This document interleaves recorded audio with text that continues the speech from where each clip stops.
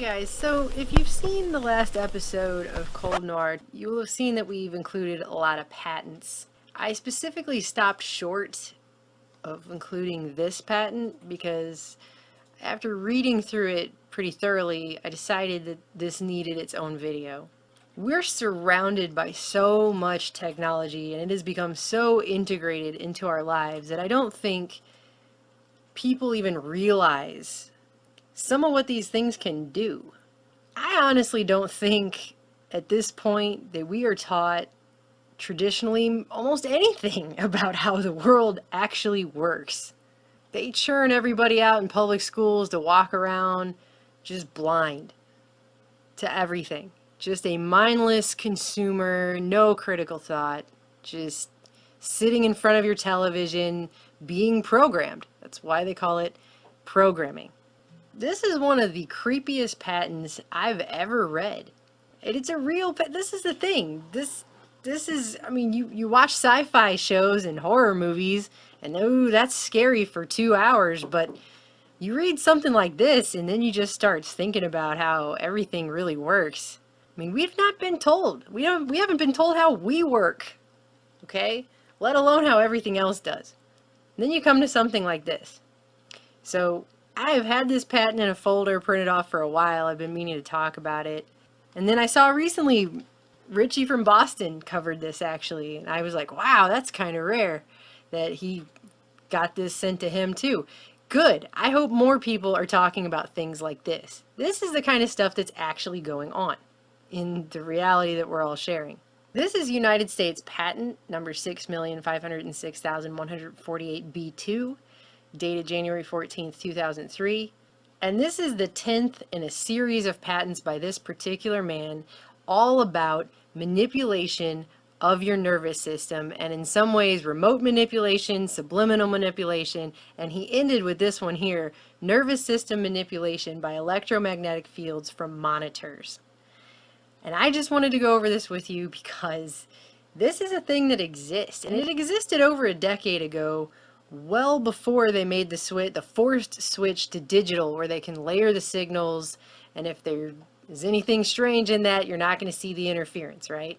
This has to do with physiological effects that have been observed in human subjects in response to stimulation of the skin with weak electromagnetic fields pulsed with certain frequencies near half a hertz or 2.4 hertz, such as to excite a sensory resonance. Many computer monitors and TV tubes, when displaying pulsed images, emit pulsed electromagnetic fields of sufficient amplitudes to cause such excitation. It is therefore possible to manipulate the nervous system of a subject by pulsing images displayed on a nearby computer monitor or TV set.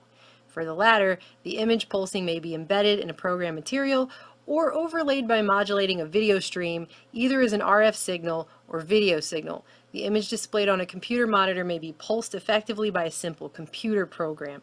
For certain monitors, pulsed electromagnetic fields capable of exciting sensory resonances in nearby subjects may be generated even as the displayed images are pulsed with subliminal intensity.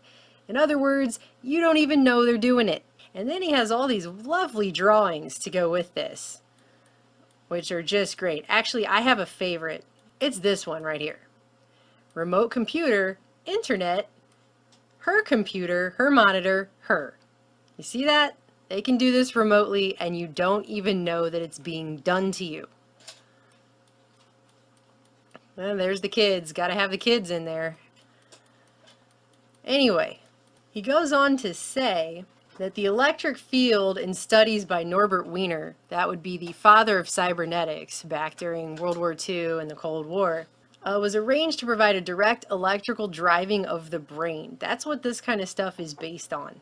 And he goes on to say that it's been found that indeed physiological effects can be induced in the manner by very weak electric fields if they're pulsed with a frequency near half a hertz. The observed effects, which is just the ones they had for this particular patent, include ptosis of the eyelids, which means your eyelids close and flutter, relaxation, drowsiness, the feeling of pressure at a centered spot on the lower edge of your brow, seeing moving patterns of dark purple and greenish yellow when your eyes are closed, a tonic smile, a tense feeling in your stomach, sudden loose stool, and sexual excitement, all depending upon the precise frequency used and the skin area to which this field is applied. So you ever watch a movie and you're not really feeling it all that much? Let's say it's a romantic movie and you're not really feeling it, and something happens and the two characters are swooning and they play that swell of music, and even though you're not really feeling it and you kind of think the movie's lame, you still get emotional and you start crying. Or like when people used to cry at long distance commercials back when we had long distance commercials. I don't know, I'm probably dating myself now and how old I am when I say stuff like that, but the point is, we've all had moments in watching movies or different things where your emotions don't match how you really feel based on the film. And you could just say that's creative filmmaking. But when you see something like this, you gotta wonder, is it also something like this? Because they can do this. And he's saying right here they have the ability to. And if you read at the first page again, this patent is based on years worth of other patents. So it isn't like he just came up with this off the spot. He's got 10 of his own patents based on doing this kind of stuff. Then he goes on to say in the summary that the implementation of the invention is adapted to the source of video stream that drives the monitor, be it a computer program, a TV broadcast, a videotape, or a DVD. And a program written in Visual Basic is particularly suitable for use on computers that run Windows 95 or 98. That's how basic this technology is. Okay, it does not take much. They could use Visual Basic to run it on Windows 95. Okay, so, and this is all those years ago. I have no idea what they have today. And it is to the point that at the end of his own patent, in the summary, this man, Hendrikus Lewis, says, certain monitors can emit electromagnetic field pulses that excite a sensory resonance in a nearby subject through image pulses that are so weak as to be subliminal. This is unfortunate since it opens a way for mischievous application of the invention whereby people are exposed unknowingly to manipulation of their nervous systems for someone else's purposes. Such application would be unethical and is of course not advocated. It is mentioned here in order to alert the public to the possibility of covert abuse that may occur while being online, while watching TV, a video, or a DVD. I've read a lot of patents actually in my day, and I've never seen somebody warn in their own patent of the covert misuse of something the way that guy just did in his own patent. What makes it even more disconcerting is when you look up information about this, and other people have looked up because they've seen all these patents and they went, what the hell? And if you go look at his history, it becomes much more disconcerting that he's coming up with these things. It wasn't like he just thought of this by himself and randomly came up with it.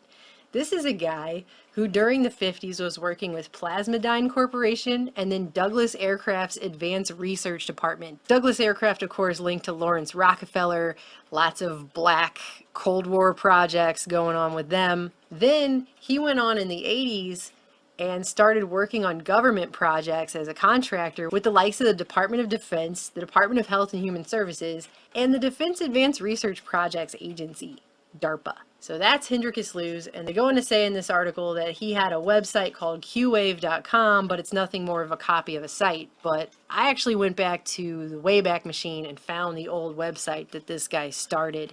And after reading through Are You Sensitive to Electric Fields and the Q&A that he has here, I feel like the guy almost has remorse for what he's created, or he figured out through this series of patents that he put out over the 90s and the early 2000s that he was coming up with something that wasn't actually very good. And so he wanted to warn people about it. And that's kind of what I get, the sense I get from this website of his that he had up at the time. This is no longer a current website, but back in the day he had this, and he said that depending on these frequencies, relaxation, drowsiness, sexual arousal, he knew he could cause all these things with this program.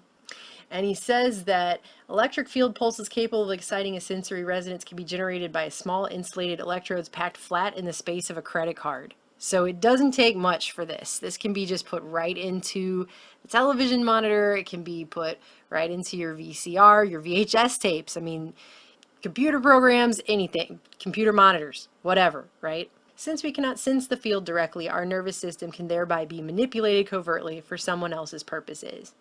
And then he was selling for rather cheap, $14 at the time, a program that you could buy and put onto your computer, and then you could test it on yourself to see how susceptible you are to this. And that's what his whole website is about. And then under the Q&A section, he's got all of his other patents. And like I said, you have everything here: subliminal acoustic manipulation of your nervous system, manipulation of nervous systems by electric fields, magnetic excitation, pulsative manipulation. I mean, he's got it all right here. These are his 10 patents. And it ended with this one on monitors. And then he made this website. And the whole thing is just replete with him feeling, I think, pretty badly about what he did. You have to understand, all of these science projects, right? The government has these contractors and they make things and they're very compartmentalized. And I don't think people a lot of times realize, not all the time, some people are just horrible people and they're just in things for bad means. But I think some people actually genuinely think, I'm an engineer, I'm a scientist, I'm doing good things. And they don't even have the foresight to realize what their stuff could be used for, and that it could be used against the general public. That's what this patent is, and that's just one. There are a lot of others I'd like to go through. I have a whole thing of patents that I've printed off. I just have never had a chance to get to them all. But this particular one, it blows my mind, because people just have no idea. We're walking around bathed in so much electromagnetic radiation right now, background.